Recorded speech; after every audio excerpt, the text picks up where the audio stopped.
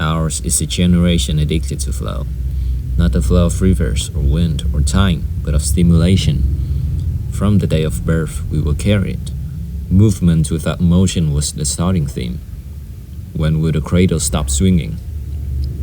We opened our eyes to LED glow and were taught to stay dormant in the shades, where they could take better care of us, where safety was promised, because to parents raised in the shadow of war, nothing mattered more than keeping our precious innocence intact.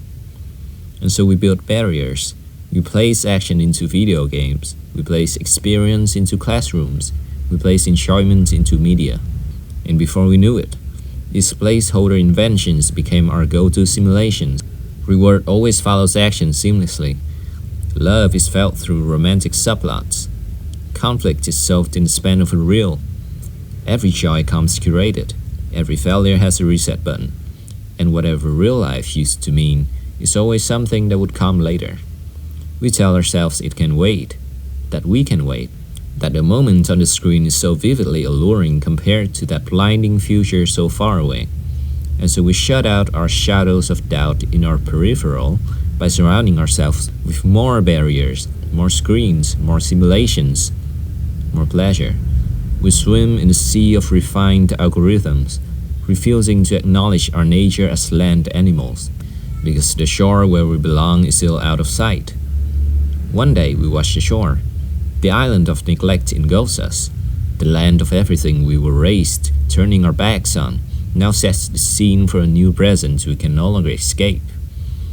No more structure, no checkpoints or levels, no resettable boss fights. Just the same voices you refused to listen to, now louder than ever. And yet here you are, looking for subtitles. We are the great theoreticians, now facing the age-old struggle of regular living.